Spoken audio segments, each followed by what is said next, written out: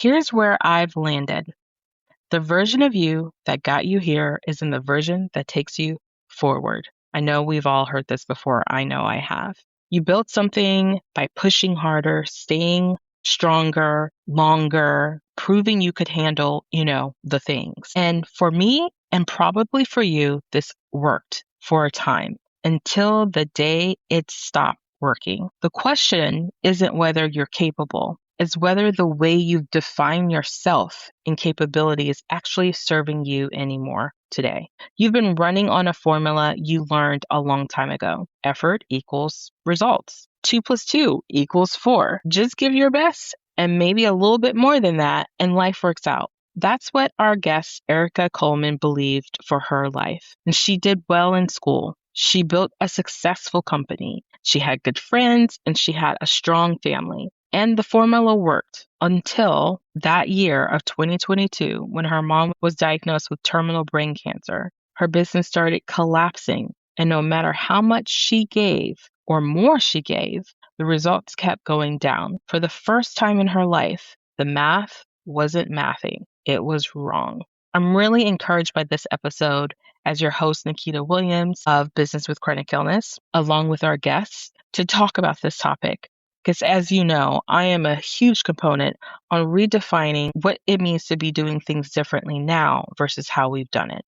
Erika is a founder and researcher who studied stress, well-being, and high performance at Harvard after her whole body shut down from burnout. She didn't figure out how to work harder. She figured out how to redefine what her best actually is. Most of us were taught that caring means giving everything, that if you're not exhausted, you're not trying hard enough, that rest is something you earn after the work is done. But what if the work is never done? What if your body doesn't recover the way it used to? What if the version of you that built this business can't build the next one the same way? That's the identity shift that we all tend to avoid and never embrace. And we keep trying to reiterate versions of ourselves that no longer serve us now. And it's in this conversation Erika walks straight into sharing with us how to shift this dynamic. In this episode, Erika shares the exact moment she realized she'd been using effort to prove she cared, why she had to let go of the overachiever formula that got her to where she was at first, and how she now defines success as an even achiever, someone who gives their best without giving their all. You'll also hear what changed when she stopped trying to save the ship alone, and what she learned sitting still with her mom instead of planning one more big event, and how she rebuilt her business and her life around a completely different metric of capacity. If you've ever been proud of what you built and exhausted by how you built it, this episode will give you the permission to do it differently. If you want to have more conversations with us on this topic and go deeper with the community, be sure to join us and find the link to that in our show notes. In the meantime, stay tuned. Are you tired of hearing business advice that completely ignores what real life looks like when you're navigating chronic illness, autoimmune disorders, flare-ups, medical appointments, and just lifing? Business with Chronic Illness is for entrepreneurs who know they're capable of building something meaningful, but need a way to do it that actually works with their body, not against it. This podcast brings you honest conversations with founders, CEOs, and other bosses sharing their strategies, adaptations, and lessons they've learned while building businesses alongside chronic illness, including what worked, what didn't, and what they wish they had done differently before burnout forced the lesson. I'm your host, Nikita Williams, a globally ranked podcast host and entrepreneur who's built my business while navigating chronic illness and helping others do the same without sacrificing themselves. I created this show to open up the conversations most business spaces avoid.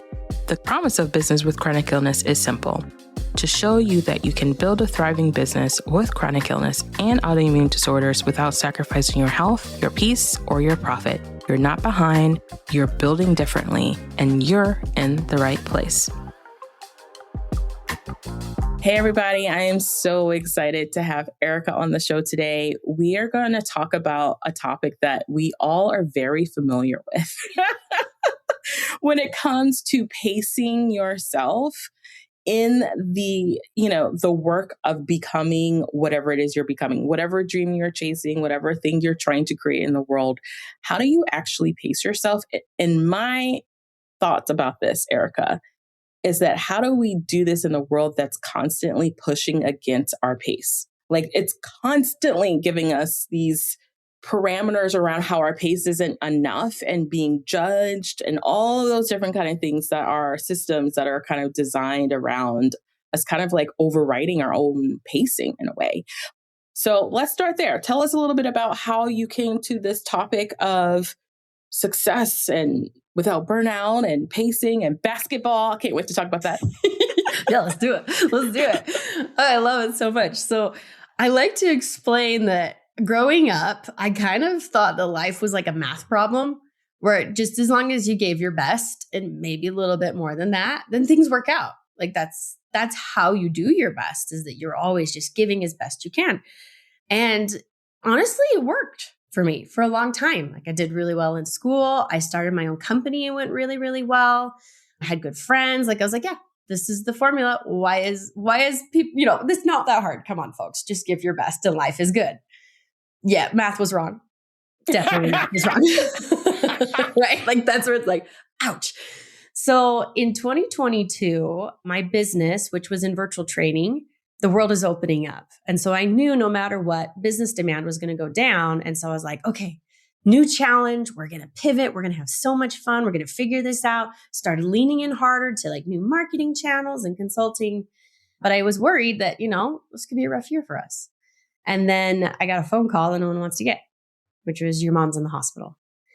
And I remember going, okay, still overachiever mode. We can figure this out. Like grief, there's lots of research on grief. We can figure out how to do this. We can figure out how to care for mom as best as possible. And she ended up having terminal brain cancer. And what sucked is for the next 14 months, I watched my business sales and my mom's health drop pretty much in tandem. But what was I doing? I was giving more and more and more and more. So this was the first time in my life that if I was giving more and following all the rules and all the best practices, that it wasn't going up. The results weren't up. They were going down. And I pushed and pushed, expecting some point for it to turn. But just 14 months later, my mom passed away. And 2 months after that, I had to close my business. And I remember it was the first time in my life I'd checked off every box on my to-do list. Because, I'm one of those over to-doers where I'm like, okay, here's the dream to-do list. Here's the reality to-do list kind of a thing. I checked all of them off. And the results were business is closed, mom is gone. And what was hardest for me is that my body then started to finally shut down because I finally sat still. And my nervous system was just kind of like, okay, you have spent your quota for what I can handle. And I was like, what do I do? I literally couldn't stand up at one point. My daughter came in with a picture in my office she had colored that she was so proud of. And I was too tired to smile. And that's when I was like, okay, I'm not okay. I can't just keep pushing through this. I tried still though, of course, because, that's what we do.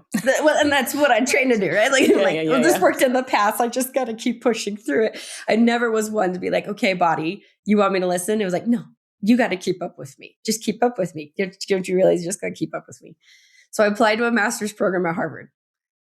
Not what I'd recommend for recovering from burnout. It's like it's like the last thing you would want to do recovering from burnout. Okay. Yeah, that was me. Because I'm like, well, I can't go backwards. I own my own business. What do I do from here? I was like, obviously, you pick the hardest school you can think of and you enroll. Yeah. First semester was rough. It was really, really rough. I'm really grateful for my family that carried me through that.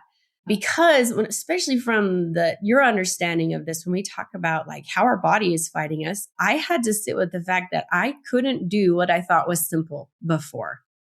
I was so tired. And if I overextended even a little bit, I'd have to sleep for like 3 days. So I wasn't really present for my family. I was getting by on my classes enough, but that's because I was spending every ounce of everything I had. So I wasn't like eating well. I wasn't sleeping well. My house was a disaster. Like everything else was second to the work I was doing, and kind of had a come to Jesus moment with my husband at the end of that first semester. He's like, you can't go at this pace. You can't. You're killing yourself. And so, still stubborn headed me, I said, okay, well, I'm at Harvard. Let's study stress. If I couldn't figure it out, let's figure out what I did wrong. Because, I'm that kind of a student. I was like, show me the ones on the test I missed. Tell me what I missed. I want to know. Oh my gosh, I'm laughing because that's totally me. Oh my gosh. I'm like, no, prove it. Like, I need to see now. That's what I was like, no, I feel like I should have gotten an A on this. So where did I miss this, right? Yeah. That's where for the next year and a half, I finally was like studying stress, studying well-being, studying high performance, studying motivation, studying competition, where I finally started to shift and understand, okay, there's a different way to do this. So when I look at pacing, once upon a time, I would have thought, oh, you're slowing down, you're protecting your energy. No, not anymore. Pacing is an athletic endeavor. Pacing is how I do high performance. Pacing is how I win my race if I want to do it well. It changed my mindset from, okay, this is less about me proving I care, which I had to sit with. I was like, I'm realizing I used effort as a way to prove that I care. Is that true? No, I can care and not kill myself. Guess what? It's possible. It is. Yes. It's possible and it's desirable and it's wonderful. So that's when I started changing and saying, okay, let's take everything I learned at Harvard and let's put it into a practical method. And I named that Even Achieving. That's what I introduced in my TED Talk, because it was this idea of what is the major shift? And the major shift for my brain was, you don't have to give your all to give your best. I want to give my best.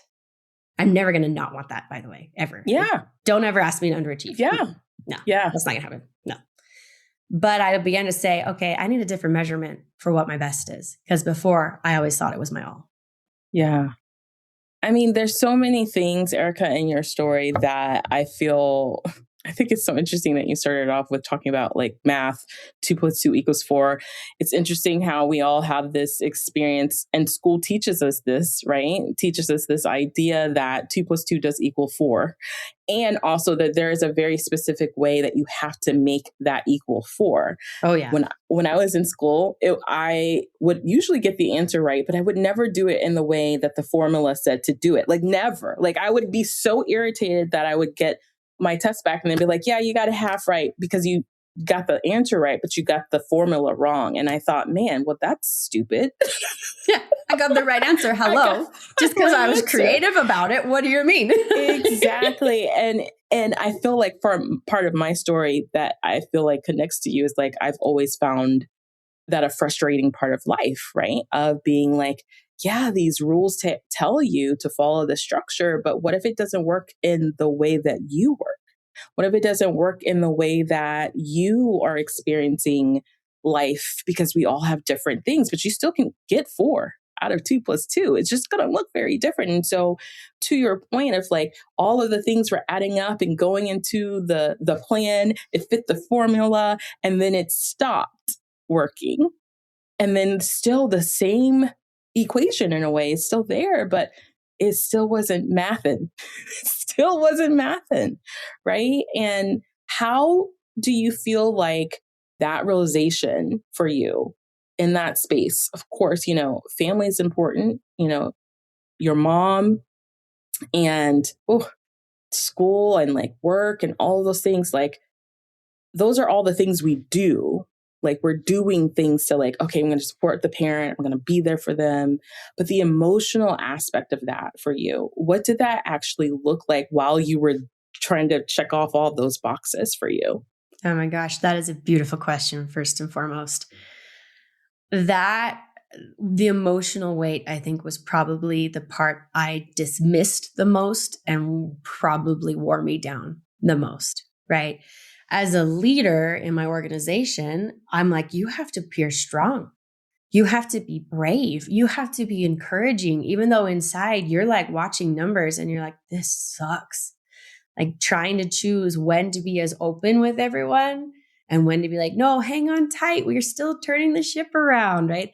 That tension was intense because there was moments I was like, I know as soon as I tell them the ship is sinking, I'm going to lose everyone.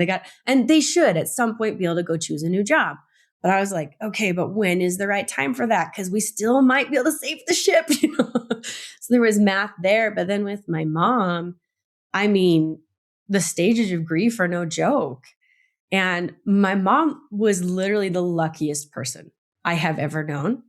And so, like, when I say luckiest person, like, she would enter a raffle and always win the grand prize. We had TVs and bicycles, and it was always just like, how? How? Wow. Like, she was so lucky. And so when we heard brain cancer, all of us at first were like, no, not mom. She's too lucky for that. And so, like, the first stages were trying to figure out how to kind of accept that this was a terminal diagnosis without ex-naying the fact that she always found loopholes. Like, she always found loopholes. So we were like trying to balance, how do you make sure she doesn't fall into despair? Because despair can only make things worse. How do you make sure that the hope isn't overdone? Because too much hope also makes things worse, because then you're not accepting reality and doing treatments that you need. And like, that part of it was so heavy. And then we became this like, well, don't waste a single minute. And then that was plan the best Christmas we've ever had, plan the family talent show we've always wanted to have, figure out ways to get her in public with people that she loves, because she was so social.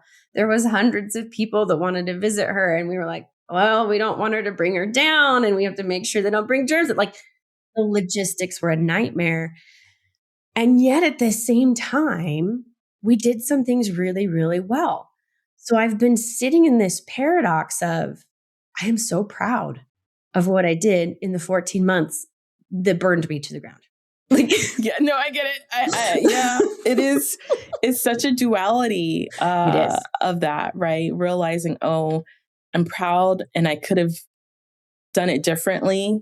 Now that, I mean, hindsight literally is 2020. I have been saying that's a lot on the show. Like, you really don't appreciate that aspect of looking back at something and being like, oh yeah, right.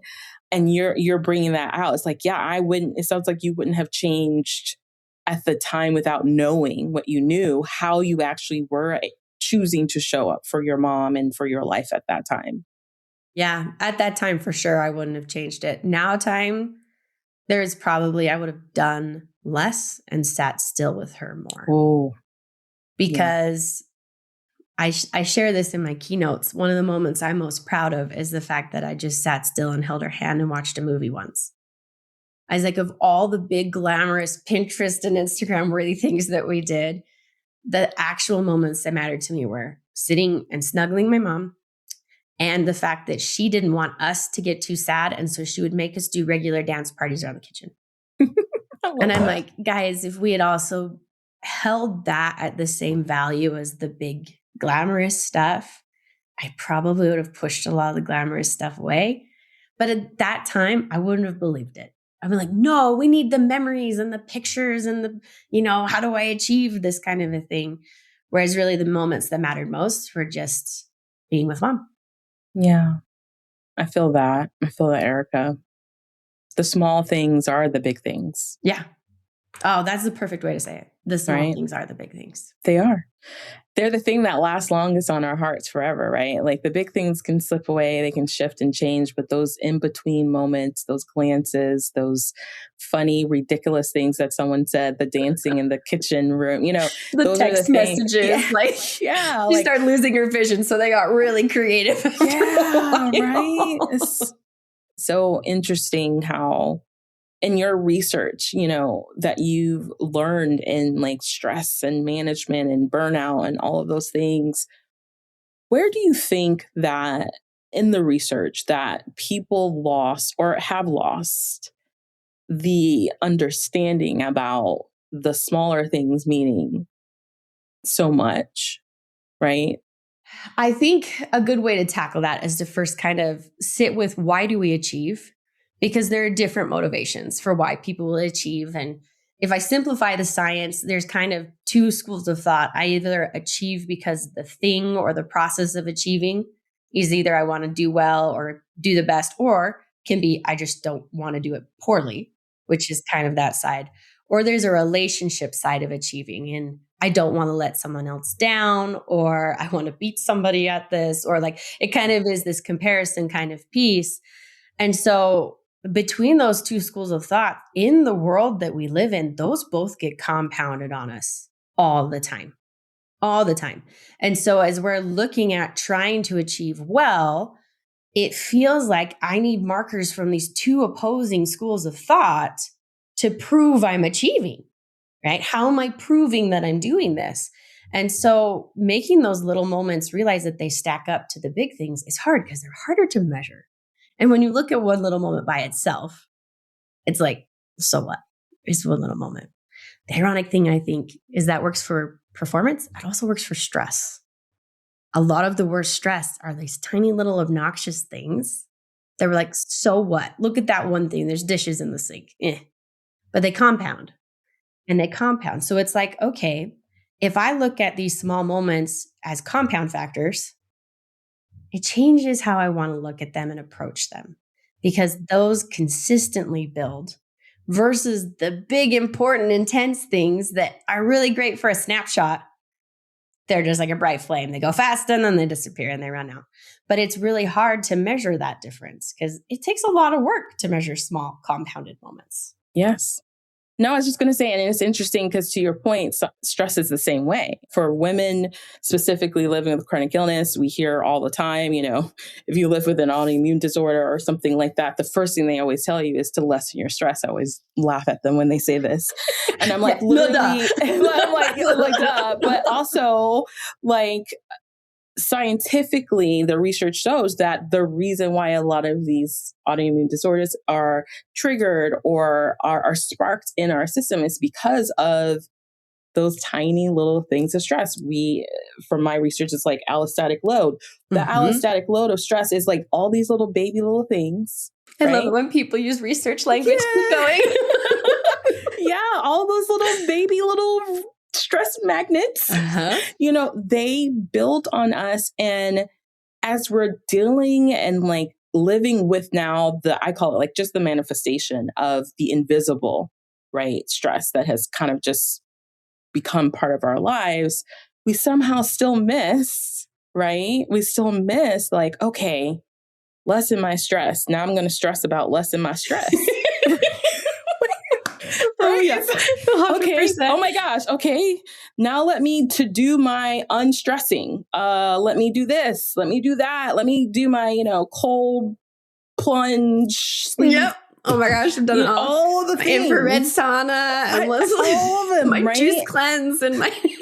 On top of, I'm also supposed to live my life. I'm also supposed to take care of my family. I'm also supposed to figure out how I can contribute to my household.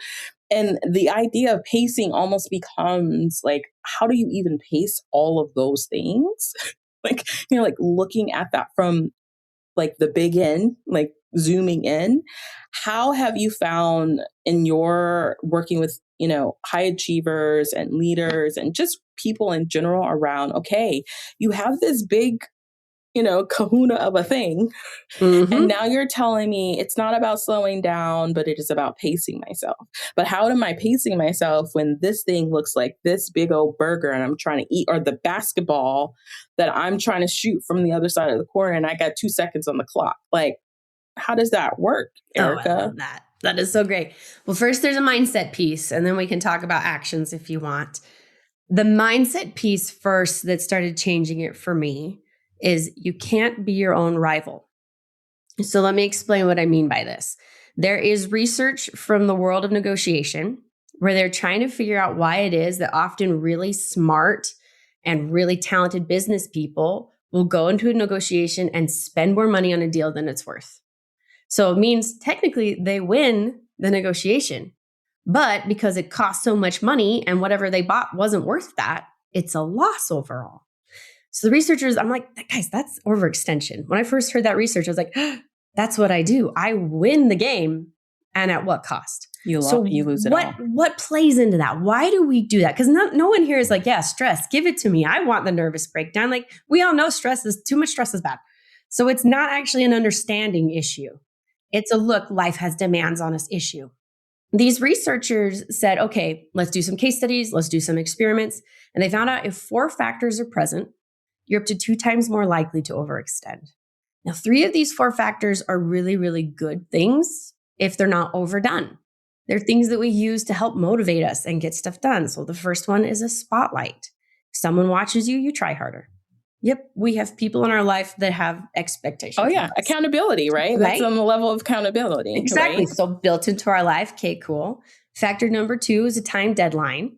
So pressure, the closer we get to a deadline, the harder we're going to push. Okay, yep, you said 2 seconds on the clock. It's there. I'm going to try harder. I also like that because without deadlines, am I going to get anything done? Probably not. Just going to follow my feelings all day long. It's a hormonal response in our brain, how it naturally responds to that. Yeah. Exactly. So, and then the third factor is called time investment. The more time and energy you put into something, the less likely you're to walk away from it, even if walking away is the better choice. Now, every high performer I've ever talked with, the reason they are high performers is because they care.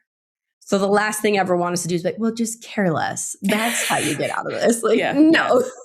But it does mean we are primed for those 3 things.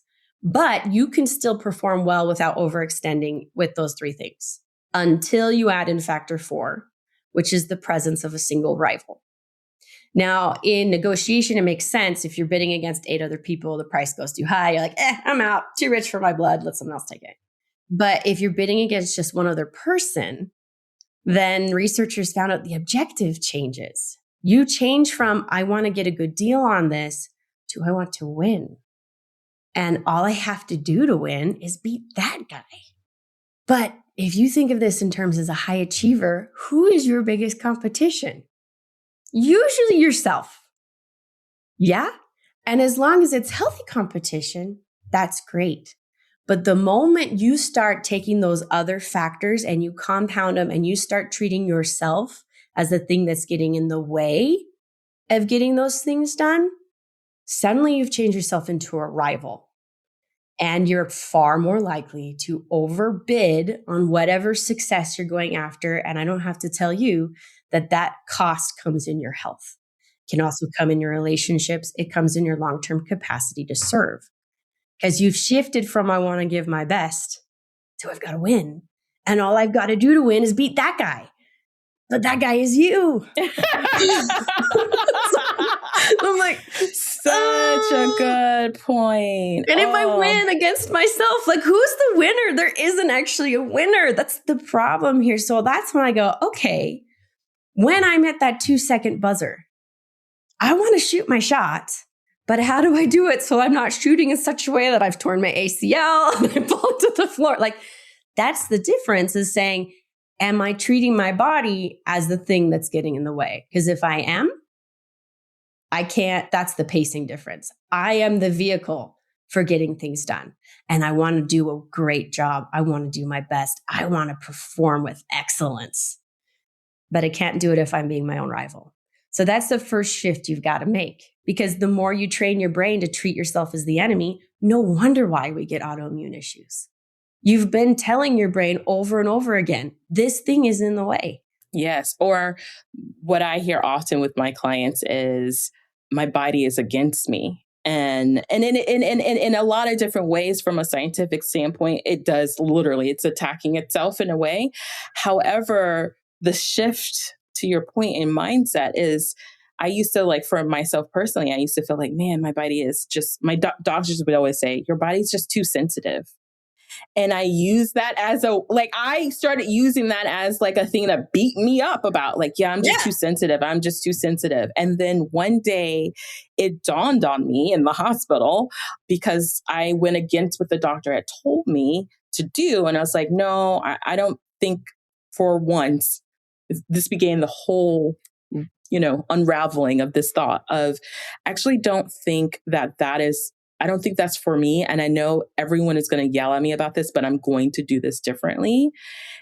And that moment like shifted everything because then more evidence came to the play. My intuition was right. My sensitivity was right. Like all of these things started to be like, oh, wait a minute. What if my sensitivity being too sensitive is actually just a superpower that I haven't actually listened to allow guide the process, right? Yes. Right? Yes. And I think it's the same thing in what you're talking about here when we're talking about business and like pursuing these goals, is that you almost lose your presence of like the purpose of your presence of why you're doing what you're doing, just so that you can say you won when you're actually losing. Yes. 100%. Right? Because we are so good at putting those blinders on, right? It's this, I have now made this objective so important, I just got to push through and get to it. But I love you saying that the sensitivities, I had one professor who used to call those emotional green flags. Like, how often have I told my body, no, shut up. It's okay. I'm going to just keep doing this. Just, you can make it 10 more minutes, When really it's trying to say, look, I'd like to help you get there. I want to be part of this process with you. We don't take that into account enough, I don't think. And there's, as you said, a superpower there. Very much so. While we're talking about this, I can't help but to think about last year's NBA Finals. Yeah. If you know what I'm talking about, y'all, you know what I'm talking about with the Pacers. And we're watching in the fourth quarter that the best shooter goes within the last 11 seconds of 11 minutes of the game in the fourth quarter, and he takes a step and then he's on the floor. And I'm thinking to myself, no, that didn't just happen. Right? No, because come on, right? Yeah. And I can't help but thinking, how often does that happen to all of us, where we are in like that last, you're in the last bit of the negotiation, you're in the last, like you've done all this work, you've been in this business for however long, you're getting this opportunity, and your body told you something before the moment of doom, right? It told you, it like big red flag said, hello. And you're like, no, I'm choosing to push forward. Or you were so consumed with that goal at the end that you missed it, that now our poor Pacers this year are in the bottom of all bottoms. Long-term cost. Exactly, Erika. Right? So in your TED Talk, you talk about pacing and how specifically in basketball, because to me, to your point, and in your TED Talk, you talk about they have so many games to play. It's one of the only sports that they are playing multiple games a week. Exactly. Possibly back to back sometimes in different cities. They are constantly traveling. Like my husband and I talk about this in comparison to football, and we're like, they got nothing on basketball players. They get a whole week, sometimes a bye week. Like I know, right? And yes, football is a lot more physical, but when you watch basketball, it is very physical as well, constantly on their joint, all of these things, right? And so when you're thinking about this as a business owner, if you're thinking about this as someone living with chronic illness, it is a marathon, an athletic mentality. You are in your body constantly having to gauge when you're giving way overextending versus being in rhythm and flow and pace with what is possible right now. And so we've been talking about what this looks like from our personal stories, but how does the science show that we can shift into being able to actually accurately pace ourselves? Yeah. Instead of doing the science, I'd love to tell you what I heard from the sports psychologist of the Boston Celtics, because that's where I grabbed that understanding of, if you're in the NBA, you can't leave it all on the court. Not for every game, you can't. She completely shifted my mind about learning how to say, okay, look, if you want to motivate people to show up and show up well and show up often, you spend a lot of time in recovery. You spend a lot of time building in awareness, and you spend a lot of time getting to know and trusting your team, because it's not a single player game. And if you noticed, even your top players aren't playing the whole game. They get swapped in and out. Well, I think where we mistake it way too often is we end up taking on too much by ourselves because, one, we care. Two, we want to prove something. I mean, there could be lots of different reasons why we take it on.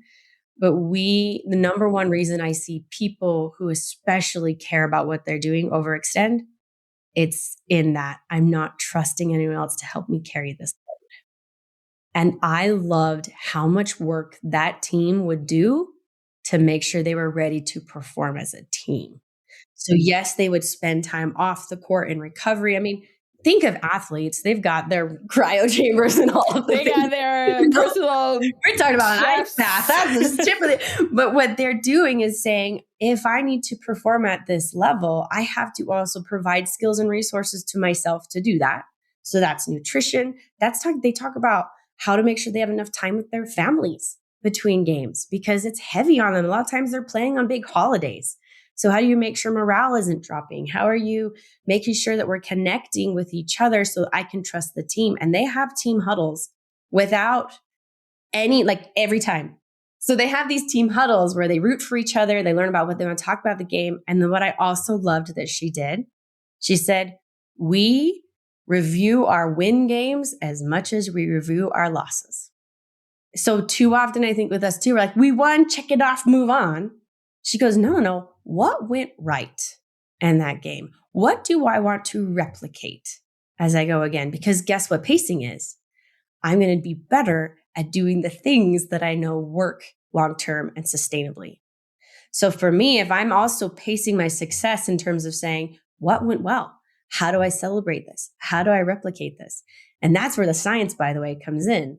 If you know about positive psychology, one of the most famous, powerful exercises you can do is a gratitude exercise. But it's not just, I'm grateful for X, Y, and Z. It's, I'm grateful for it. Why did it happen? How do I make it happen again? How can I invite more things like this in my life? So when I say pacing, I'm saying, how do I identify what worked well so I can incorporate more of that without overdoing it? Because I'm my own champion. I'm not my own rival here.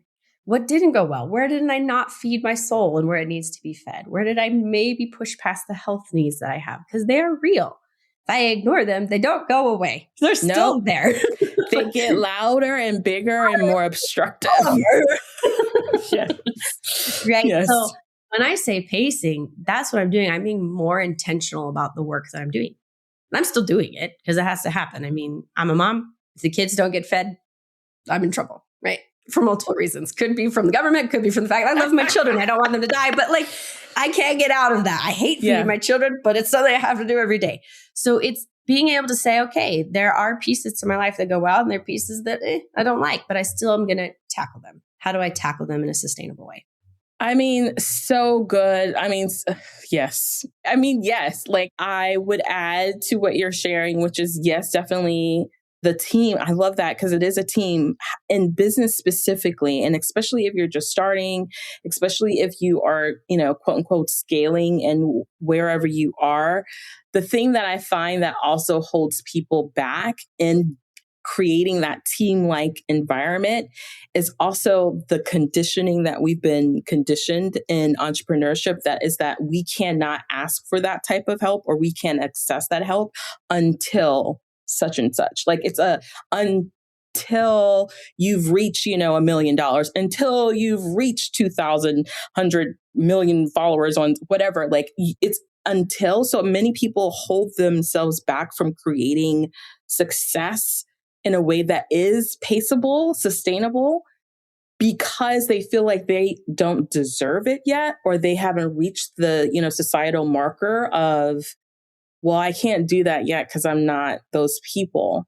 And yes, I haven't earned. Why did we accept that? Yes, exactly. And I have just always said, if the big people can prioritize their time and energy, you have to too.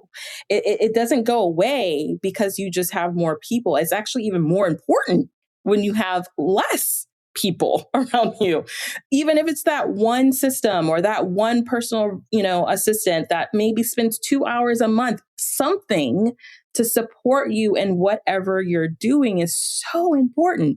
And I think we just go it along. To your point, we go it along too much, too much. And I'm a big spiritual believer that we were never designed to do anything alone. Love that.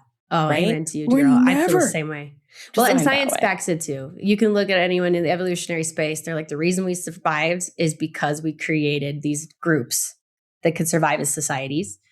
But even beyond that, like, I love that you've brought up this, like, why do we feel like we have to earn it? And I've had to shift my own thinking with that. Cause I mean, I found my high school journals not that long ago. And I think I used the word independent like every other page, like so fiercely independent. I'm so proud of how independent I was. I don't need anybody. That's not true. So, but what I had to shift is there are people who would love to be part of my success. Why am I leaving them out? That's how I changed it for me. So that because I don't want pity. I don't want pity. I don't want to feel like I am not as capable as you are. So I had to start thinking it in a generous way. I was like, it can asking for help be generous? And it can. Arthur Brooks actually just released a book. And this is a key piece in his meaning of life, where he talks about if you're not careful, not letting anyone else help you becomes a way of not needing anybody. And that severs relationships. Guess what the number one most powerful stress management tool is?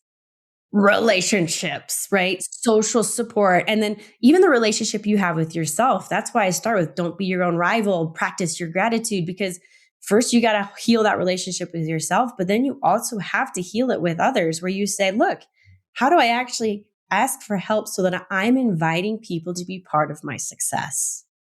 That changed it for me. That's when I started looking at people differently. And I found help in different places. Like my nanny from 4 years ago, who helped me with my kids during COVID, I was texting her about something else. And I said, "Ooh, I would love some help finding a connection to the school you went to." She's like, "Easy. Here are 3 names." And I was like, I have been sending LinkedIn emails and I have been like, I'm wasting my time. But it was this idea of, I didn't think about who wants to be part of my success. People actually feel more feelings of meaning and purpose when you let them help you. And that's been a skill. I was like, crap, I suck at that. How do I get better at asking for help? I suck at that. Yeah. I don't do it often, but and I do talk about this often in the show. And my guests, people who listen to the show know I'm very spiritual. And so there's a verse in the Bible that talks about there is more happiness in giving than there is receiving. And that is scientifically proven to be the case. However, what's interesting is that you have to do that in pace as well. It cannot be, and the motive behind you doing it matters. And I think to your point is that we in general, especially when it comes to business, I feel like when people get into business and you're trying to make money, like a lot of these things as humanity, like that works for us for humans, we somehow have decided that it doesn't really affect you in your business. And it's like business is personal because it's all based on relationships. So all of the things that we think that are just, in these boxes that, men have decided are not important doesn't mean that they're not important. Yeah, exactly. For a lack of better terms here. So you want to talk about richness of life. Those things they labeled as not important are actually all the things that give you the richness of life. So. Exactly. And so when you look at the research that you found for those who decided to step into this, I call it embodiment of what I hear you're talking about, of like, I can have and give in a place from generosity and abundance. And it doesn't mean I have to be less for me, right? This bartering system of whether or not you deserve enough or you need this, or you can just deplete everything about you to get to where you think you want to go. What shifts in the idea of what success looks like? Does that question make sense? Yes, it does. And what I love is, for me, I don't know that I've defined it myself very well, but I've felt it. So I'm going to try my best to define it for you, because I thought if I didn't feel the frenzy, that usually was how I paced myself, right? I used to treat myself like spinning top. I thought if I ever held still, I'm going to fall over and never get back up again. Well, guess what? It did happen. But it doesn't have to be a spinning top. I have a base. I have a foundation. And so I've started saying, okay, since practicing even achieving, I thought, okay, well, the amount of accomplishments will go down, right? They have to. I'm not doing as much. Since then, I've graduated with a master's in Harvard on the dean's list. I've given a TED Talk. That TED Talk has now reached more than 57,000 people. Wow. I have started a new business, and I have had a stronger relationship with my husband and my kids than I've ever had before. And one of my favorite compliments I've gotten from people that have known me since before and now is they go, "You're glowing." And I'm like, what? How do I measure that? But at the same time, what I've noticed is that all of the things that I would have been doing before are still happening, but I feel peace, I feel confidence, and I feel grounded. And I'm now also better at differentiating between busy work and meaningful work. And there is some busy work in my life that will always happen. As I said, dishes. Yep. At some point, maybe I can hire someone to help me with dishes. Until that day, they are my nemesis. But mine is laundry. My kids are old enough that I now make them. I'm like, you're in charge of laundry now. If you would not like to stink at school, that's your job. But it is now also being able to say, I'm better at saying, this type of work here is draining me and it's not giving me results. And I don't stay there anymore. Now I say, where are my results coming in? And then how can I see what's working well? And how can I add in more of that? And then suddenly I'm in flow more often. That stuff is happening. And I'm also better at saying, even the stuff I like doing, by the way, which I love doing a lot of stuff, I can overdo and push myself back into burnout. That was the hardest one for me. It was finding out that the good stuff also can wear you out. And I think I spend more time pacing myself on the things that excite me, that I want to do, than on the other things themselves too. But learning also how to say, guess what? It's still going to get done. And it's going to get done well, because now I'm treating myself as a champion, not as a rival. So for instance, I still have moments where I can feel the burnout start to creep in. And instead of saying, I got to just push through for the next 2 hours, I go, I think a 26-minute nap here is going to make me more effective for an hour and a half. And I go do it. And I love it. And then I wake up and my brain is ready. And the work I'm putting forth is actually high quality work. And I'm proud of it. Instead of before, well, I would have slogged through it. I would have been working. And then the next day I would have read it and be like, oh, I sent that out in the world. So that's what I'm talking. I love that you were saying your body is sensitivities. What happens if you actually listen to them and just give them a little bit of love in that moment? Could you possibly increase your output afterwards? Yeah.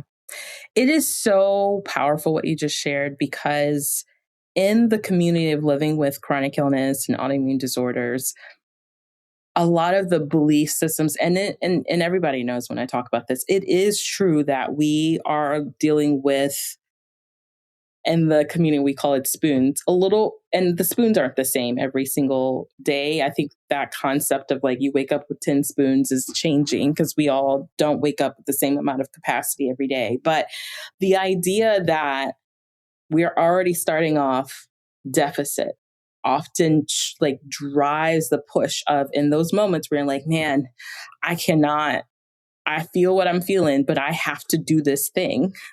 And you push and you push. And most of the folks who are listening knows what that means, because we don't have a doubt in our mind that if we're pushing, that the next day and probably the next 2 or 3 weeks or a month, you're still paying for that pushing, right? You're still paying for what that meant for you.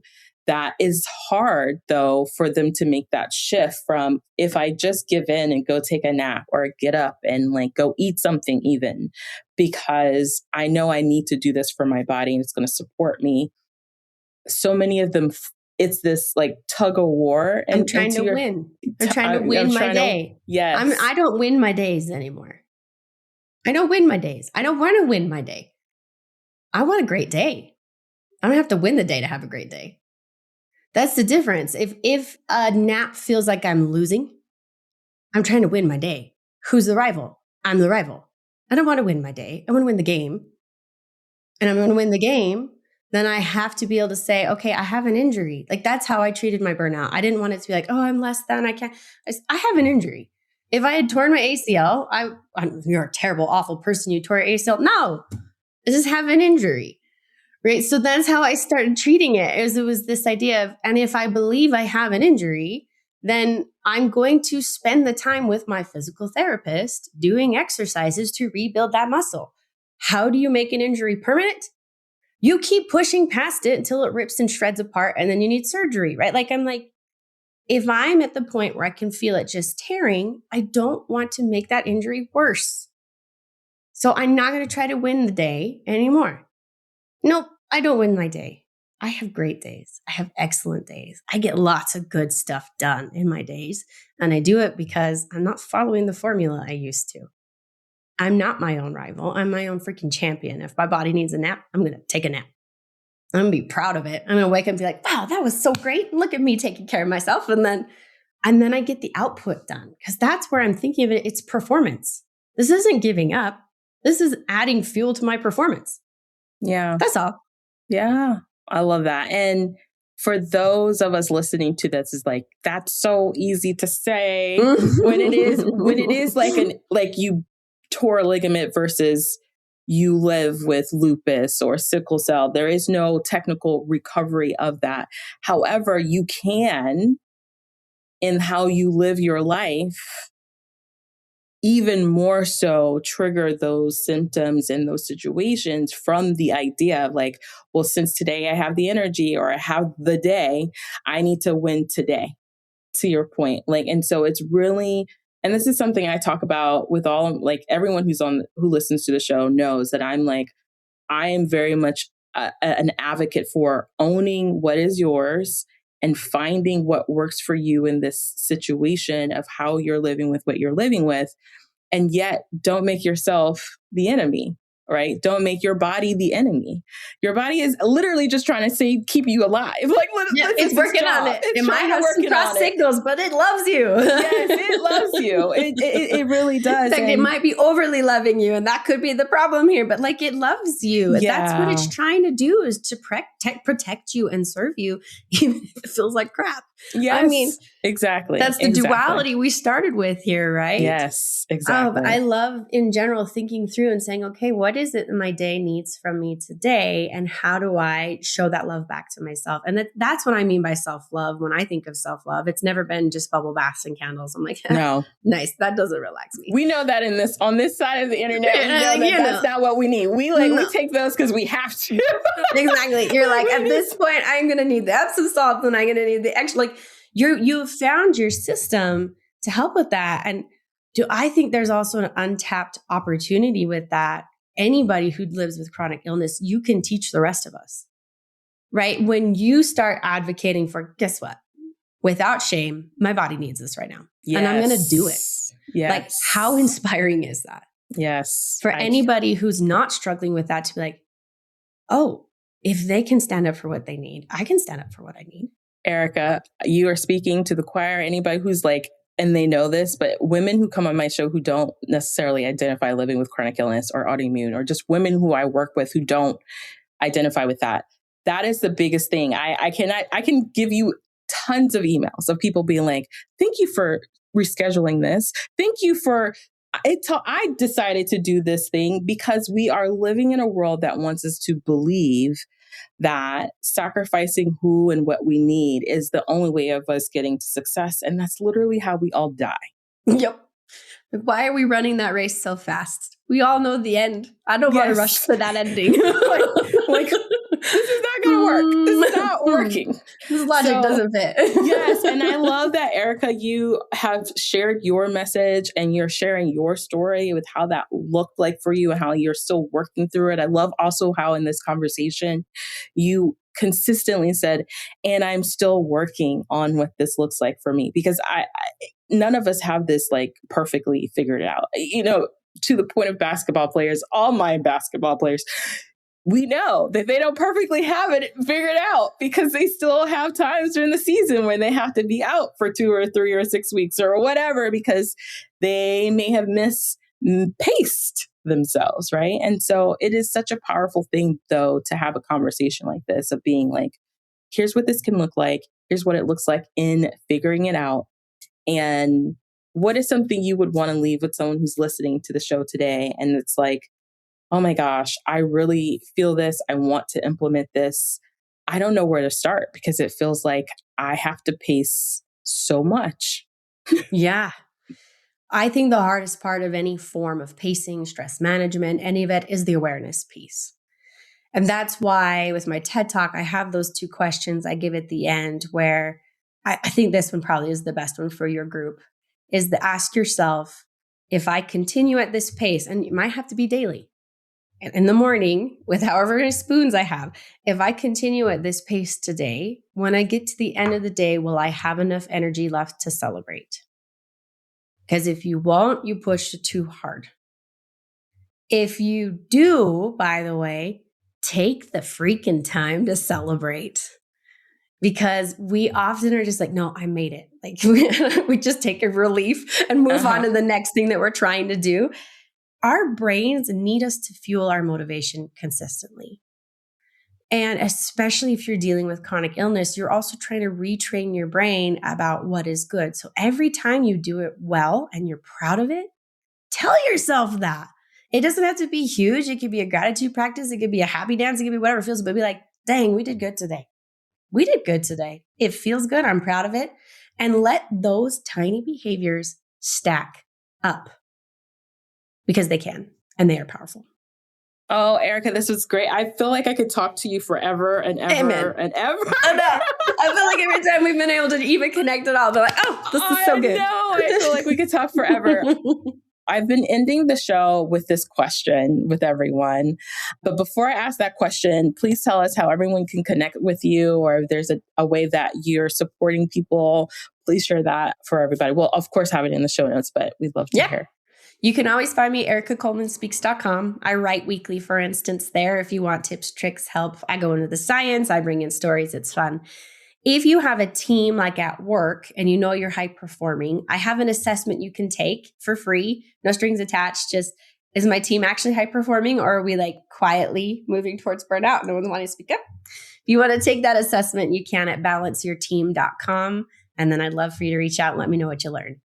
Oh, I love that. I love that. Okay, so the last question. What is something you believe was true when you began your business this time that you no longer believe is true?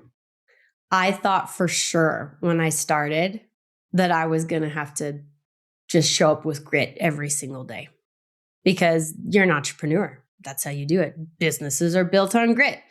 And I thought for sure I was going to have to push and then figure out how to recover again and maybe build the perfect system this time.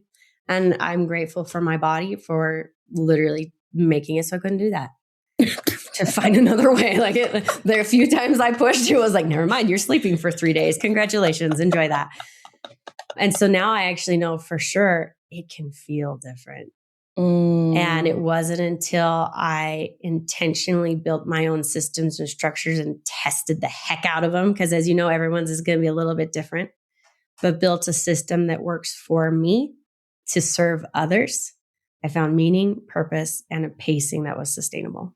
Love that. Well, thank you again so much for being here. I really appreciate you so much. Thank you. I've loved being here too. And I wish your audience all the best. You're amazing people. You really are. That's a wrap for this episode of Business with Chronic Illness. If you enjoyed this conversation, be sure to follow the show, share it with a friend, and leave a review. It helps more entrepreneurs living with chronic illness and autoimmune disorders find these conversations. You can check the show notes for links, resources, and ways to stay connected. And if you have a question or story you'd like to share, visit craftedtothrive.com to leave a voice message for the podcast. I'd love to hear from you. Until next time, remember you can build a thriving business without sacrificing your health, your peace, or your profit.